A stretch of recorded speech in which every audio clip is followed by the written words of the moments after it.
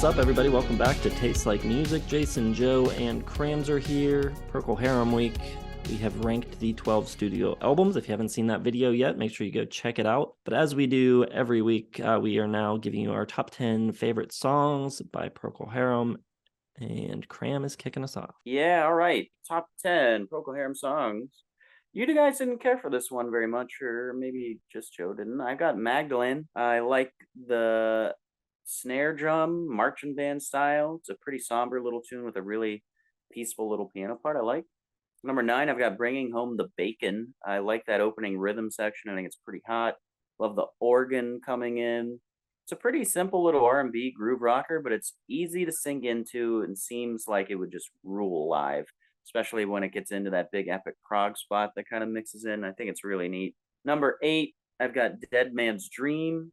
Just a great descriptive, big storytelling saga, dark and ominous, almost Poe-like, lots of character behind it, and it's big and bombastic and thunderous. Number 7, I've got About to Die. Really poetic and dramatic as well. I like when they kind of seep and get their feet wet in these kind of thematic natures. Great guitar part. Vocals kind of remind you of the band a little bit. I love the tight hi-hat work and the drums by Wilson, creating this intensity and sense of urgency. Gets sunnier and rocking in the chorus and the Light the Candle for Kingdom Come part, and then that great little guitar lick. Just very cool. Number 6, I've got Simple Sister. Sunken hard piano, big drums. Brooker sounds good singing this harder edge kind of rocker. Trower maybe has his most luminescent solo in the catalog on here, and then it takes off into a more like symphonic burnout jam. Really cool. Number 5, I've got Too Much Between Us. Very moving, slower ballad. Beautiful composition, and the bells in it really tighten it up and set the mood nicely. Number 4, I've got Kaleidoscope. I think it's got an awesome guitar solo. Just a great classic rock energy in it. Very downhill, straight ahead, chugging along. Got that raw organ sound and some really good riffing on it with the organ. Number 3, I've got Repent While Birches. Just really dark and beautiful. The driving piano composition and the absolutely haunting and mesmerizing organ soloing on top of it. The classical renditions of Ave Maria incorporated into our lovely, and you get that epic soaring sonic guitar work from Trower. It's great. This is like what I want from Procol Harum. Number 2, I've got Salty Dog. I love that opening dark synth part. Love how it brightens up in the chorus with the little drum fills and like light shining through parting clouds. Got a very enchanting kind of feel to it, much like early Genesis kind of. Quite pretty, actually. But number 1 has to be Whiter Shade of Pale. I think it's just incredibly romantic, and it's got that just fantastic descending bass line, which grounds everything and brings it all together. It's the glue.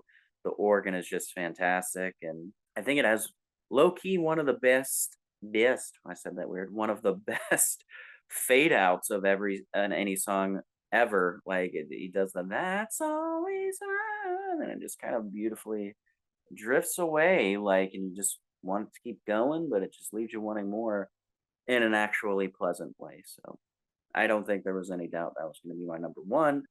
Hopefully it's someone else's. Okay. Top 10 for me. Number 10, Wailing Stories.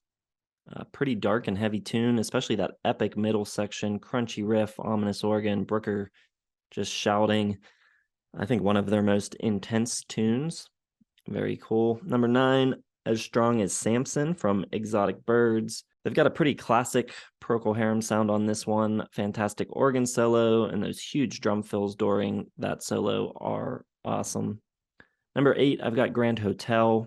Maybe one of the most produced tracks in their catalog, just heavily orchestrated. You've got like the choir coming in, multiple sections, just really epic and grand and over the top. But I don't think it's an ounce too much. I think all of the grandeur actually works on this track, and it's really cool. So number 7, I've got Conquistador. Great songwriting, great lyrics, slightly psychedelic, but it's also poppy. I love how the piano gives way to the killer organ playing in spots. Number 6, I've got Rambling On.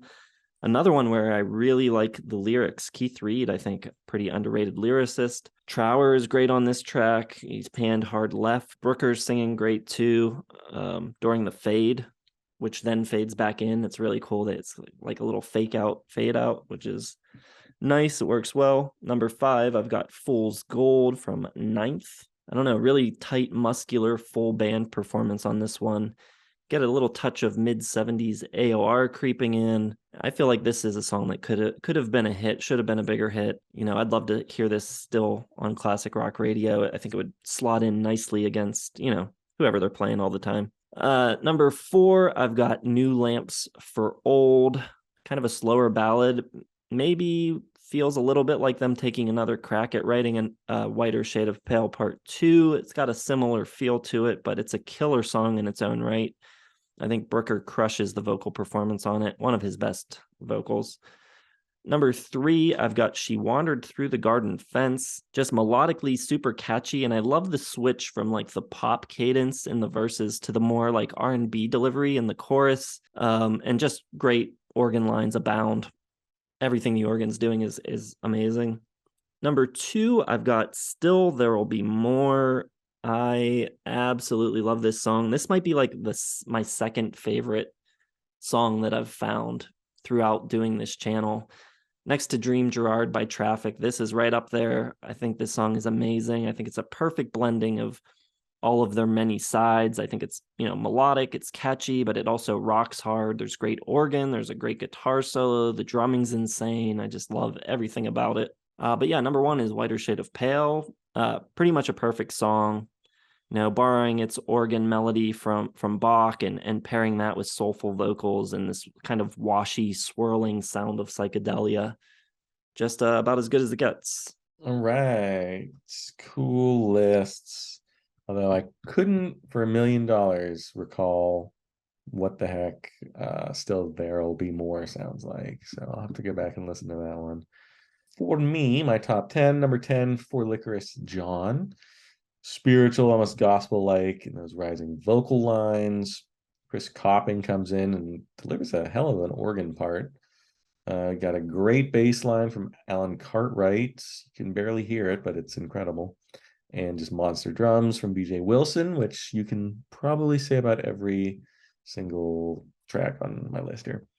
Number 9, A Salty Dog. Really love how soulful Brooker's delivery is on vocals, paired with that symphonic accompaniment. Just a great cinematic quality to the piece, and perfect military martial drumming from BJ Wilson. Number 8, Nothing But the Truth. No nonsense, just hard charging rocker from Exotic Fruit and Birds. Brower, he's almost like Bob Seger-esque in his delivery here. He's a little older, a little wiser. The vocals still full of personality, and I think it's one of their best, just straightforward rockers.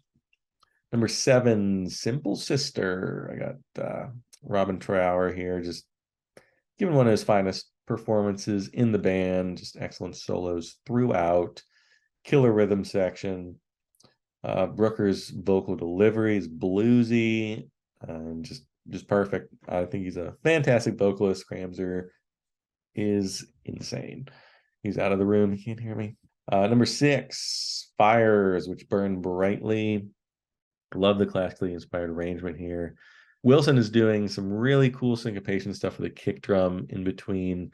You got like female backing vocals, elegant piano, shimmering organ. There's, strings, and it's just the most perfect over-the-top excess that I crave in rock music. And it's a little earlier than, I think most other people were doing this type of thing. You can hear maybe some like Queen and stuff in it a little later. Number 5, A Christmas Camel. I think that piano riffage from Brooker is just iconic. You got Fisher's peppy organ as well. And when those two come together and Trower drops a fantastic guitar solo, it's just such a big and full sound, especially for 1967. Number 4 is Strong as Samson.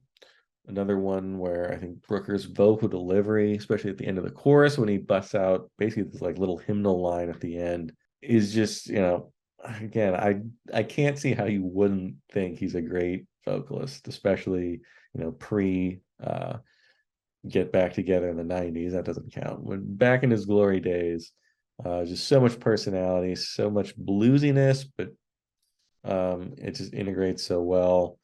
And there's some pedal steel in this guitar. The only song in the entire catalog, I believe, where there's pedal steel. It's going to make my list. Number 3, Conquistador. I think Reed's lyrics here are just really good beyond, what most other people were writing. And I think that adds sort of this like brainy quality to the band. Throw in the mix of like progressive, um, proto-progressive rock, the organ and the piano, and it's just this. I don't know. It just has this sound and this feel that no other band in 1967, I don't think, had. And it's also very poppy and very catchy as well. So it's just this perfect mix. Number 2, Beyond the Pale. I listened to this song more than any other this week. It's this Baroque, classical harpsichord. It's almost got this Schlager feel, but it's like something unsettling about the whole thing. It's a little too upbeat. It's like it's like the Red Wedding or something. It's like something fancy ball where everyone's gonna get murdered at the end. And I just love the way the music and the kind of unsettling darkness mix. Number 1, though, obviously, is going to be Whiter Shade of Pale. So back to back artists, we end up with the same number 1 after it not happening for like 50 artists in a row or something. So that's pretty interesting. But I think this was almost a foregone conclusion where this would be number 1. I don't think we've heard these songs enough for anything to take over for neophytes to Procol Harum like we are, but that's pretty cool. Well, so after this week, we're doing 98. And then who's the artist? We haven't announced yet. Is it going to be Elton John? I think so. The likelihood of us all landing on the same. Well, Joe and I have the same favorite Elton John. So, oh, shit. I do not. That is not my favorite Elton John song. Okay, well, for those who have not watched the channel closely enough, we won't spoil it. But yeah, that'll be 3 artists in a row from Joe and I. Favorite songs. We're coming together finally. 2023, the year. Everything's coming up TLM.